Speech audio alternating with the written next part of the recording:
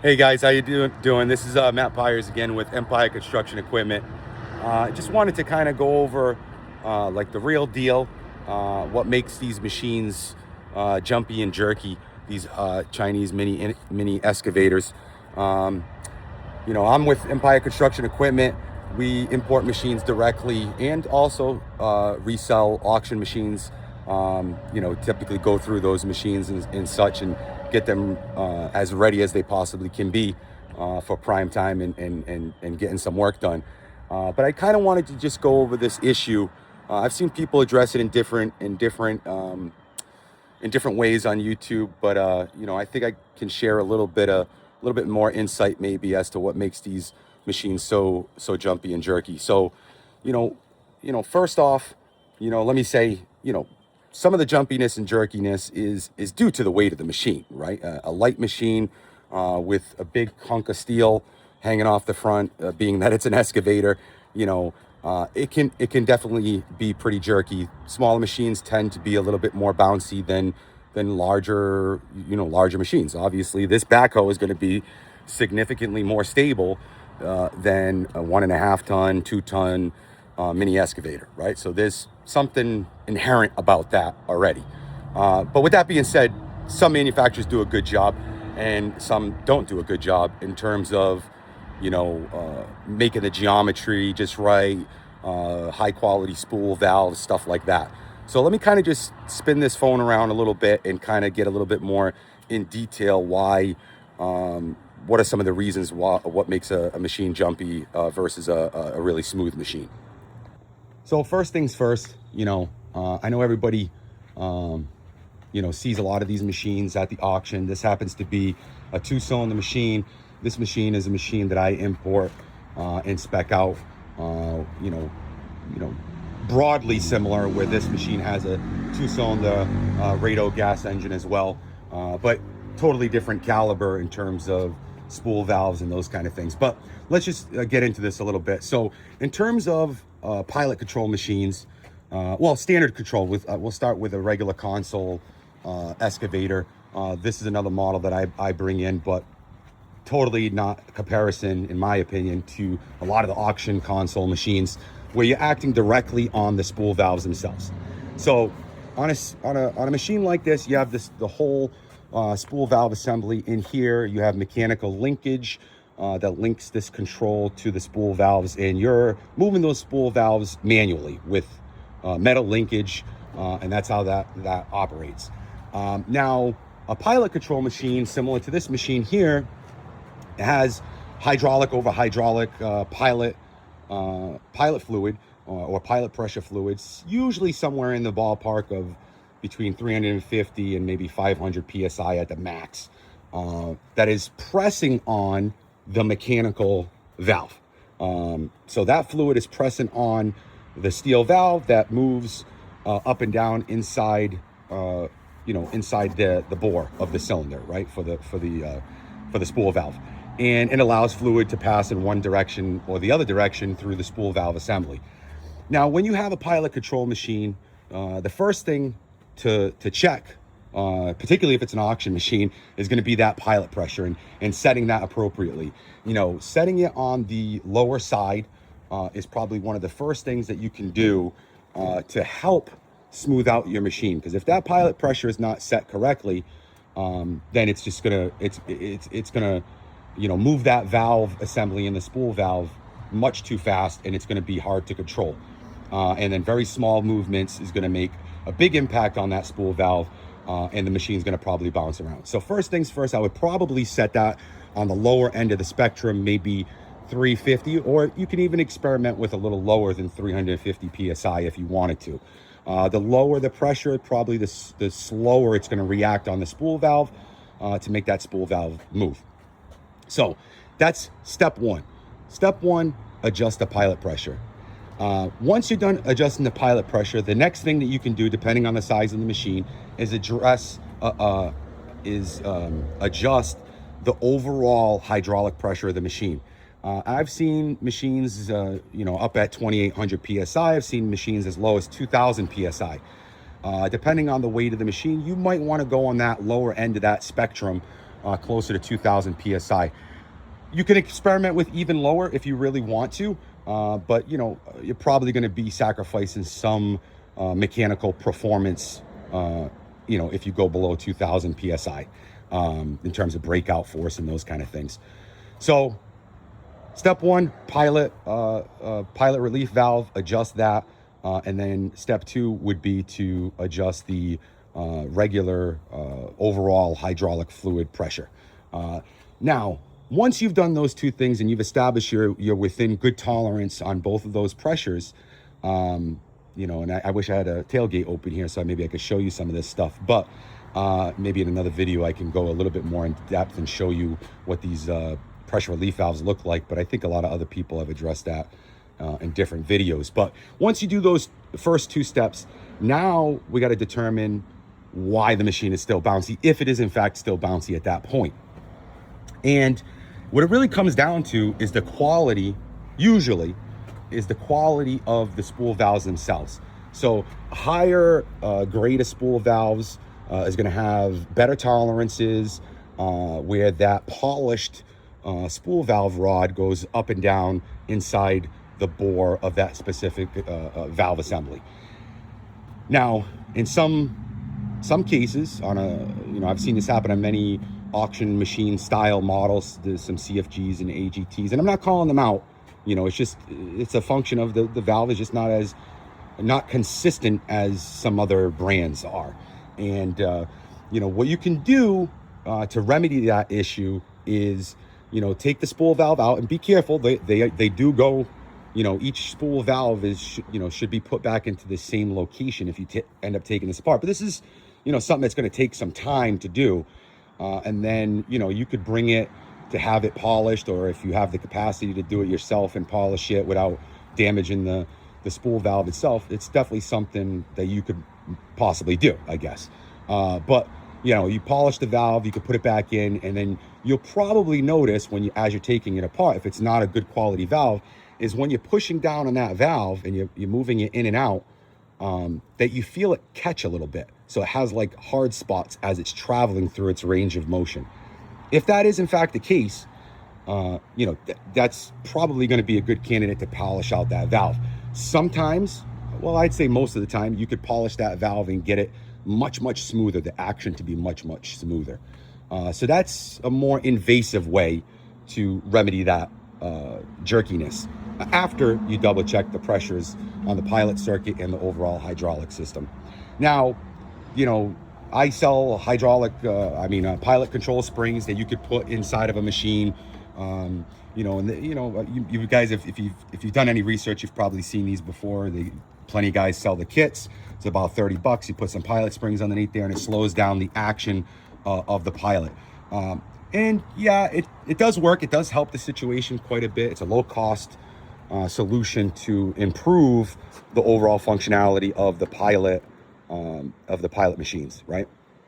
If you don't have hydraulic over hydraulic pilot controls, and you have a console and it is really jumpy like that, and you check the overall pressure, you know, it's probably going to be an issue inside that spool valve assembly. With a pilot control machine, same thing. You know, you can put the springs on and it'll help the situation a little bit. Now, what if you put the pilot springs on and it's still bouncy? Well, there's not a whole lot you can do. I mean, you can mask some of the issues. The next cheapest option would be to put a flow control valve on the line going to, let's say, the boom. Boom usually tends to be one of the cylinders that's an issue, because you got a massive amount of weight that you're trying to move, you know, up and down. That usually, a lot of times, ends up being one of the ones that's has the most, or shows the most issue. In which case, you could put a flow control valve here. You could put it in the floor before it gets to the you know, to the spool valve, whatever. You could put a flow control on the system and adjust the flow of that specific spool valve, and that could help the situation as well. Usually that's pretty successful. You do have to understand, though, once you put that flow control valve in, that, you know, you're squeezing all that fluid through a very small orifice, and it's going to create some heat of that hydraulic fluid. So that is going to be a byproduct of putting those flow control valves in. So hopefully the machine has a hydraulic cooler.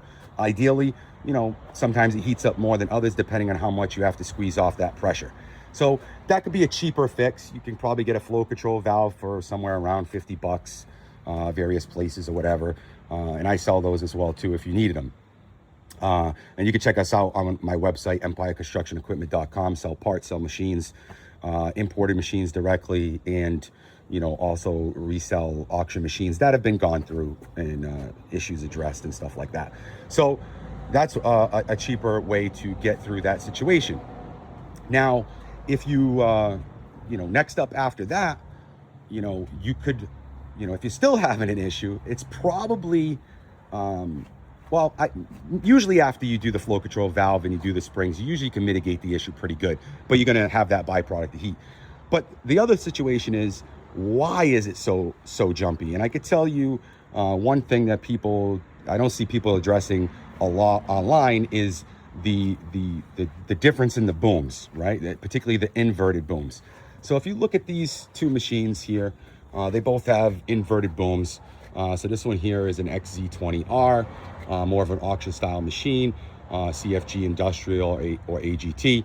And you could see, let me see if I could point to it here.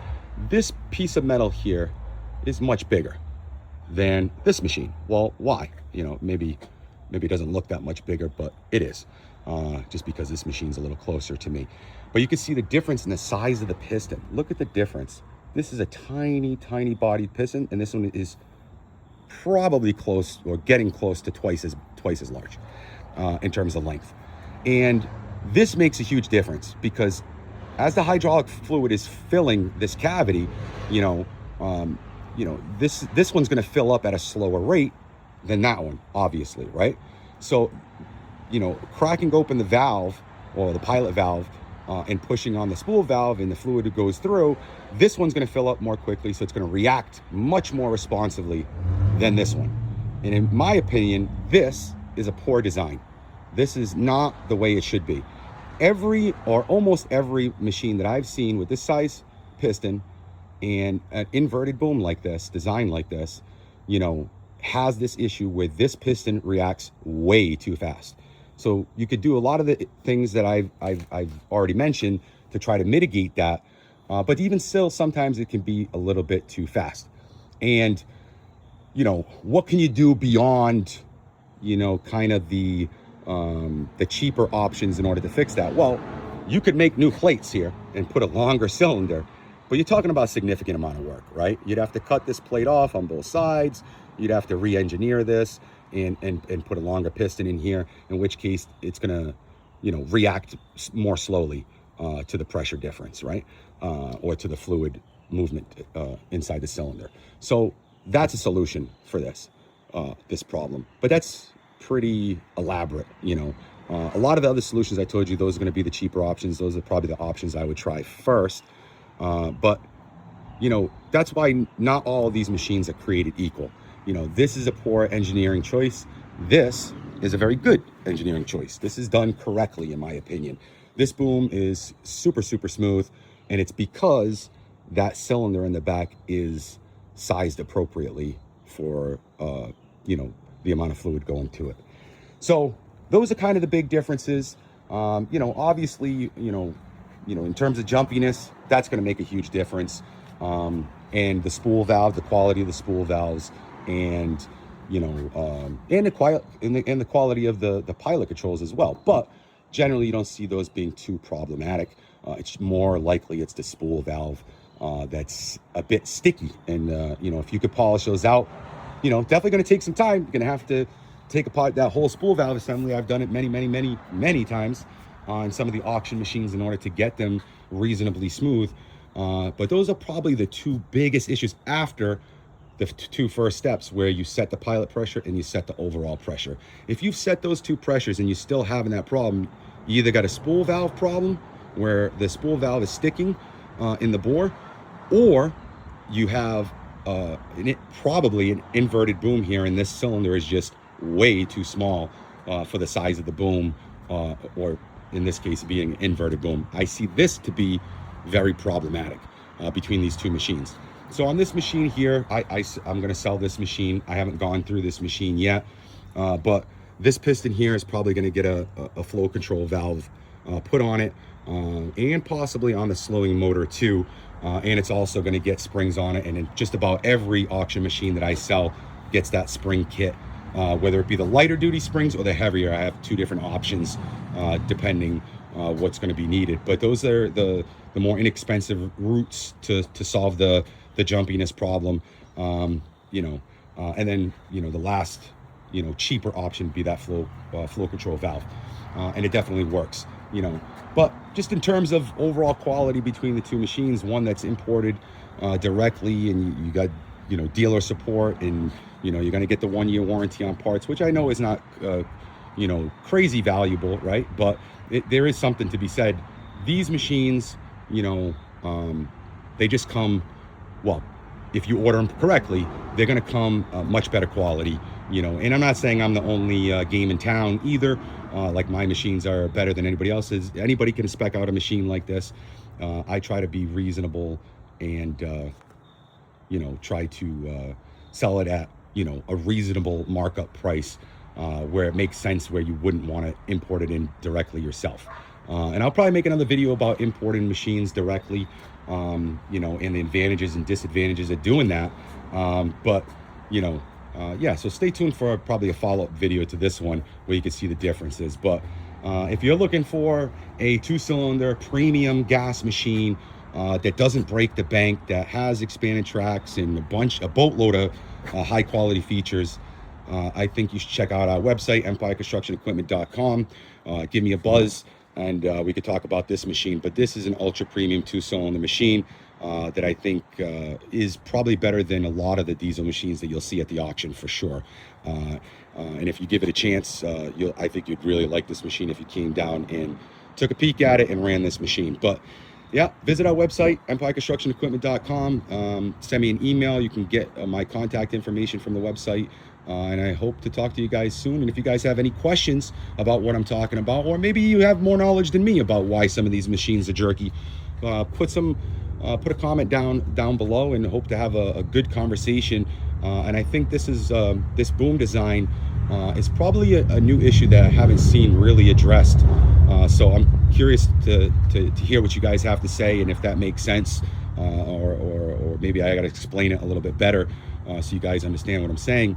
But yeah, leave your comments down below. Hope to hear from you soon. You guys have fun in the mud. Bye.